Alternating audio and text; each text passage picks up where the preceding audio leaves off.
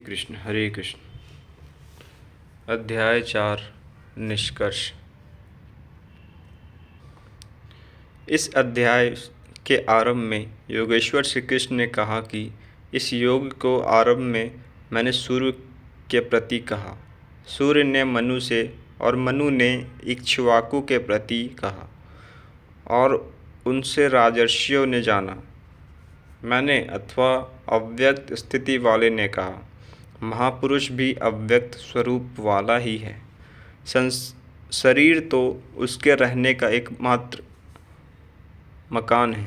ऐसे महापुरुष की वाणी में परमात्मा ही प्रवाहित होता है। ऐसा किसी महापुरुष के योग्य सूर्य द्वारा संचालित होता है। उस परम प्रकाश रूप का प्रसार सूर्य के अंतकाल में होता है, इसलिए सूर्य के प्रति कहा। श्वास में संचारित होकर वे संस्कार रूप में आ गए। सूर्य में संचित रहने पर, समय आने पर वही मन के संकल्प बना आ जाता है। उसकी महत्ता समझने पर मन में उस वाक्य के प्रति इच्छा जागृत होती है और योग कार्य रूप में ले लेता है। क्रमशः उत्थान करते करते यह योग ऋषियों सिद्धियों की राजस श्रेणी तक पहुँचाने पर नष्ट होने की स्थिति में जा पहुँचता है। किंतु जो प्रिय भक्त हैं, अनन्य सखा हैं, उसे महापुरुष ही संभाल लेते हैं। अर्जुन के प्रश्न करने पर आपका जन्म तो अब हुआ है। योगेश्वर श्री कृष्ण ने बताया, अव्यक्त, अविनाशी, अजन्मा और संपूर्ण भूतों में प्रवाहित होने पर भी आत्म माया योग प्रक्रिया द्वारा अपनी त्रिगुणमयी प्रकृति को वश में करके मैं प्रकट होता हूँ। प्रकट होकर करते क्या है? साध्य है वस्तुओं को परित्राण देने तथा दूसरे दूषित उत्पन्न होते हैं उनका विनाश करने के लिए, परम धर्म परमात्मा को स्थिर करने के लिए मैं आरंभ से पूर्ति प्रयत्न पैदा होता हूँ। मेरा वह जन्म और कर्म दिव्य है, उसे केवल तत्वदर्शी ही जान पाते हैं। भगवान का आविर्भाव तो कलयुग की अवस्था से ही हो जाता है, यदि सच्ची लगन हो, किंतु आरंभिक साधक समझ ही नहीं पाता कि यह भगवान बोल रहे हैं या यूं ही संकेत मिल रहे हैं। आकाश से कौन बोलता है? महाराज जी बताते थे कि जब भगवान कृपा करते हैं, आत्म से रति हो जाते हैं, तो खंभे से, वृक्ष से, पत्ते से, शून्य से, हर स्थान से बोलते हैं और संभालते हैं। उत्थान होते होते जब परम तत्व परमात्मा विदित हो जाए, तभी स्पर्श के साथ ही वह स्पष्ट समझ पाता है। इसलिए अर्जुन, मेरे उस स्वरूप को तत्वदर्शियों ने देखा और मुझे जानकर वे तत्क्षण मुझ में ही प्रविष्ट हो जाते हैं, जहाँ से पुनः आवागमन में नहीं आते।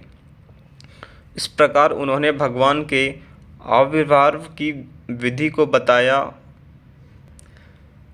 कि वह किस अनुरागी के हृदय में होता है, बाहर कदापि नहीं। श्री कृष्ण ने बताया, मुझे कर्म नहीं बांधते और इस स्तर से जो जानता है उसे भी कर्म नहीं बांधते। यही समझकर मुमुक्षु पुरुष ने कर्म का आरंभ किया था कि उस स्तर से जानेंगे तो जैसे श्री कृष्ण, वैसा ही उस स्तर से जानने वाला वह पुरुष और जान लेने पर वैसा ही वह मुमुक्षु अर्जुन।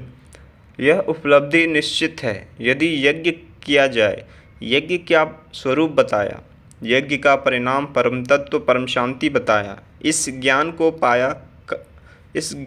पाया कहाँ जाए? इस पर किसी तत्वदर्शी के पास जाने, उन्हीं विधियों से पेश आने को कहा, जिससे वे महापुरुष अनुकूल हो जाए।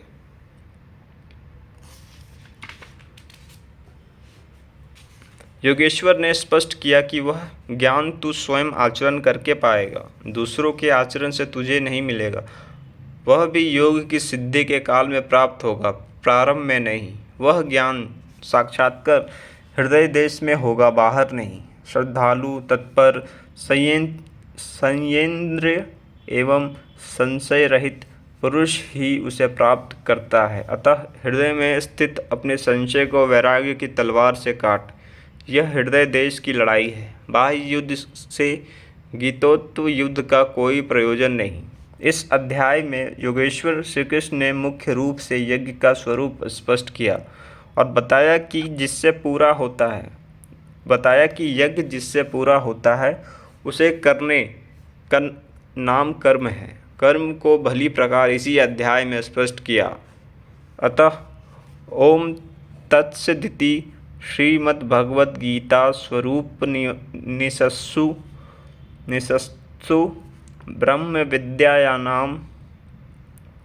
ब्रह्मविद्यायां योगशास्त्रे कृष्णार्जुन संवादे यज्ञकर्मणि स्पष्टीकरणं नाम चतुर्थो अध्याय।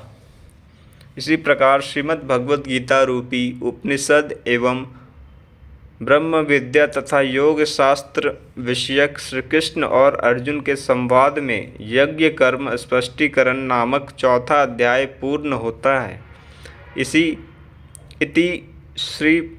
इति श्रीमद् परमहंस परमानंदस्य शिष्य स्वामी अडगानंदकृते श्रीमद्भगवद्गीताया यथार्थगीता भाष्ये